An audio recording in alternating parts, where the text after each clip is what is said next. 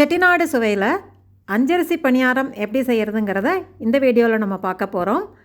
விதவிதமான ரெசிபி செஞ்சு பார்க்கணும் அப்படின்னு பிரியப்படுறவங்களுக்கு அஞ்சரிசி பணியாரம் ஒரு வித்தியாசமான அட்டகாசமான ரெசிபி. ஏற்கனவே நம்ம கந்தரப்பம் எப்படி செய்கிறதுன்னு வீடியோ போட்டிருக்கோம். கந்தரப்பம் மாதிரியே தான். கந்தரப்பம் ஒரே அரிசியும் உளுந்து மட்டும்தான் வச்சு செய்வோம். இது 5 வகையான அரிசி வச்சு செய்கிறதுனால ரொம்ப சூப்பராக அட்டகாசமாக இருக்கும். புளிக்க வைக்க வேண்டாம், ரொம்ப சுலபமாக செஞ்சிடலாம்.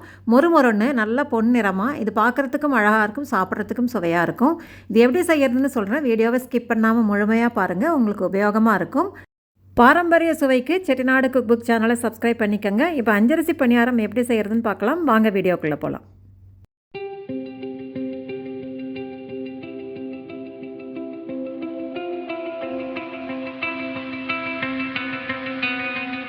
அஞ்சரிசி பணியாரம் செய்கிறதுக்கு 5 வகையான பொருட்கள் இங்கே நம்ம பயன்படுத்த போகிறோம். பச்சரிசி ஒரு 100 கிராம், புழுங்கல் அரிசி 100 கிராம், 2 ஹீப் டேபிள் ஸ்பூன் உளுத்தம்பருப்பு, 1 ஹீப் டேபிள் ஸ்பூன் கடலைப்பருப்பு, 1 ஹீப் டேபிள் ஸ்பூன் ஜவ்வரிசி. ஜவ்வரிசி சேர்த்தோன்னா பணியாரம் நல்லா சாஃப்டாக வரும். இது கூட நான் ஒரு 5-6 முந்திரி பருப்பும் சேர்த்துக்கிறேன். முந்திரி பருப்பு சேர்த்தோன்னா சுவை நல்லாயிருக்கும், அட்டகாசமாக இருக்கும். அதனால் ஒரு 5-6 முந்திரி பருப்பு சேர்த்துக்கலாம், வேண்டாட்டி விட்டுடலாம், இது ஆப்ஷனல் தான். நான் சுவைக்காக ஒரு 5-6 முந்திரி பருப்பு சேர்க்குறேன். இப்போ இது எல்லாத்தையும் நல்லா கழுவிட்டு ஊற வைக்க போகிறோம். ஒரு பவுல் எடுத்துக்கோங்க. பவுல் எடுத்துகிட்டு அந்த பச்சரிசி சேர்த்தோம் இல்லையா, அந்த பச்சரிசியும் புழுங்கல் அரிசியும் சேர்த்துக்கலாம். நான் இப்போ 100 கிராமில் சின்ன அளவில் செஞ்சு காமிக்கிறேன். நீங்கள் இதே மாதிரி வேணும்னா மல்டிபிள் பண்ணிக்கோங்க. உளுத்தம்பருப்பு, கடலைப்பருப்பு, இது கூட நம்ம வெந்தயம் சேர்க்க போகிறோம். இந்த ஜவ்வரிசியை தனியாக தான் ஊற வைக்க போகிறோம். இந்த பதார்த்தத்தோட முந்திரி பருப்பையும் சேர்த்துட்டு 1 டீஸ்பூன், நல்ல ஹீப்பாக வேணுங்கிறதில்ல, மட்டமாக எடுத்துக்கலாம், 1 டீஸ்பூன் அளவுக்கு வெந்தயம் சேர்த்துக்கலாம். வெந்தயம் நல்ல மணமாகவும் நல்லா உங்களுக்கு இந்த பஞ்சு போல் இருக்கிறதுக்கும் இந்த வெந்தயம் உதவியாக இருக்கும். வெந்தயம் ஆரோக்கியத்துக்கு ரொம்ப நல்லது. அதனால் உளுந்த குறைச்சிட்டு கொஞ்சோண்டு வெந்தயம் சேர்த்துக்கோங்க. நல்ல மணமாக இருக்கும். பணியாரம் சுட்டு வரும்போது நல்லா செவந்து வரும். வெந்தயம் சேர்த்துக்கோங்க. ஜவ்வரிசியை தனியாக ஊற வச்சுக்கலாம். இது நல்லா 3 தடவை நல்லா கழுவிட்டு ஊற வச்சுருங்க. ஒரு 2 மணி நேரம் நல்லா ஊறட்டும். ஜவ்வரிசியும் ஊறட்டும். இடையில வெல்லம் தட்டி எடுத்துகிட்டு வந்துடலாம். 1 கப் வெல்லம், தட்டின வெல்லம் 1 கப்பு. 1 கப்புங்கிறது ஃப்ளாட் டாப்பாக இருக்கணும், ஹீப் டாப் வேண்டாம். அதிகமாகிடுச்சுன்னா ரொம்ப செவந்து போயிடும் பணியாரம். அதனால் ஃப்ளாட் டாப்பாக 1 கப்பு தட்டின வெல்லம் ஊறிடுச்சு. இப்போது நான் வச்சு 2 மணி நேரத்துக்கு மேலே ஆயிடுச்சு. தண்ணியை நல்லா வடிச்சிட்டு இதை மிக்ஸி ஜாரில் சேர்த்துக்கலாம். தண்ணி வடித்து சேர்த்துட்டு கொஞ்சமாக தண்ணி சேர்த்துக்கோங்க. அதிகம் தண்ணி சேர்த்துற வேண்டாம். வெல்லம் சேர்த்தோன்னா நல்லா இலகிட்டு வரும். கொஞ்சமாக தண்ணி சேர்த்து அரைச்சிக்கலாம். பத்தாட்டி கொஞ்சம் சேர்த்துக்கலாம். திரும்ப கொஞ்சோண்டு தண்ணி சேர்த்து நல்லா நைஸாக அரைச்சிட்டு வந்திருக்கேன். இந்த மாதிரி நைஸாக அரைச்சிக்கோங்க. இது கெட்டியாக தான் இருக்குது, ஆனால் நம்ம வெல்லம் சேர்த்தோன்னா நல்லா தண்ணி ஆகிடும். அதனால் இப்படியே இருக்கட்டும், தண்ணி தேவையில்லை.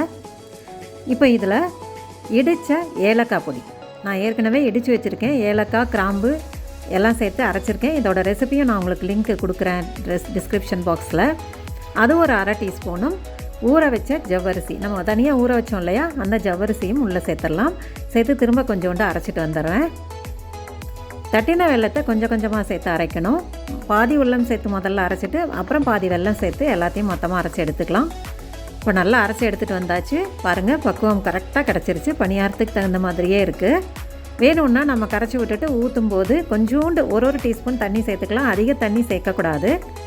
இது நல்லா அடித்து கலக்கிட்டு பணியாரம் ஊற்ற வேண்டியதுதான். பணியார கரண்டின்னு காரைக்குடி பகுதியில் கிடைக்கும். இந்த மாதிரி இந்த கரண்டியை வச்சு நல்லா பீட் பண்ணிக்கலாம். நல்லா பீட் பண்ணும்போது நல்லா நுரை கூட்டி வரும். மாவில் கொஞ்சோண்டு தண்ணி சேர்த்துக்கலாம். கொஞ்சம் கொஞ்சமாக தேவைப்படும் போது கொஞ்சம் 1 டீஸ்பூனாக சேர்த்து கரைச்சி பார்த்துக்கலாம். பணியாரம் ஊற்றுற பக்குவம் வரைக்கும் நல்லா பீட் பண்ணி கரைச்சி விட்டுருங்க. கரைச்சி விட்டுட்டு பணியாரம் ஊற்றலாம். இது ஒன்றா ஊற்றி எடுத்தோன்னா ரொம்ப சுவையாக இருக்கும். ஒன்றா தான் ஊற்ற போகிறோம். நான் பேனில் எண்ணெய் சூடு பண்ணி வச்சுருக்கேன். அளவான எண்ணெய் வச்சு சுட்டு எடுத்துக்கலாம். எண்ணெய் நல்லா காஞ்சிடுச்சு. மாவு நல்லா உரசி விட்டுக்கோங்க. நல்லா உரசிட்டு மாவு வடிச்சிட்டு அப்படியே நிதானமாக ஊற்றிக்கலாம். நிதானமாக ஊற்றினோன்னா சுற்றி ட்ராப்ஸ் எல்லாம் விழுகாது. நிதானமாக ஒரே இடத்துல ஊற்றணும். ரவுண்டாலாம் தோசை ஊற்றுற மாதிரி ஊற்றக்கூடாது. நிதானமாக ஒரே இடத்துல அப்படியே ஊற்றி விட்டுருங்க. பாருங்கள், நல்லா அழகாக கிளம்பி வருது. மீடியம் ஃப்ளேமில் வச்சுருக்கேன். நல்லா அழகாக கிளம்பி கரை கொட்டி வரும். கரை ஓரத்தில் செவந்து வந்த உடனே திருப்பி விட்டுடலாம். திருப்பி விட்டுட்டு ஒரு 30 செகண்ட் வெந்ததுக்கப்புறம் எடுத்துடலாம். இந்த மாதிரி எல்லா பணியாரத்தையும் ஒன்றா சுட்டு எடுத்துக்கலாம். பாருங்கள், அழகாக நல்ல கோல்டன் ப்ரௌனில் பார்க்குறதுக்கே அழகாக இருக்குது, சூப்பராக இருக்கும், அட்டகாசமாக இருக்கும். சுவையும் நம்ம சேர்த்துருக்க பருப்பு வகை கொஞ்சம் பருப்பு வகை சேர்த்துருக்கோம் இல்லையா, அதனால் ரொம்ப சுவையாக இருக்கும். இந்த மாதிரி எல்லாத்தையும் ஒரு பணியாரமாக ஊற்றி எடுத்துக்கலாம். ஒரு பணியாரம் ஊற்றும் போதும் மாவை நல்லா உரசி விட்டு ஊற்றுங்க. இப்படி உரசி விட்டு ஊற்றும் போது அடியில் செட்டில் ஆகாது, பணியாரம் ஒரே மாதிரி வரும். முதல் பணியாரம் எப்படி ஊற்றுறோமோ அதே மாதிரி கடைசி பணியாரம் வரைக்கும் வரும். மேலாக எடுத்து ஊற்றாதீங்க. ஒரு பணியாரத்துக்கு இடையில் மாவு செட் ஆகிடும். உரசி ஊற்றி விட்டு எல்லா பணியாரத்தையும் சுட்டு எடுத்துக்கலாம். எப்பயுமே கந்தரப்பம் செய்கிறதுக்கு பதிலாக வித்தியாசமாக இந்த மாதிரி அஞ்சரிசி பணியாரம் செஞ்சு பாருங்கள். ரொம்ப சுவையாக அட்டகாசமாக இருக்கும். வித்தியாசமான சுவையில் அஞ்சரிசி பணியாரம் ரெடி ஆகிடுச்சு. கருப்பட்டி பணியாரம், கந்தரப்பம் எல்லாமே நான் வீடியோ ஏற்கனவே போட்டிருக்கேன். அதோட லிங்க்கும் நான் டிஸ்கிரிப்ஷன் பாக்ஸில் கொடுக்குறேன், பார்த்துக்கோங்க.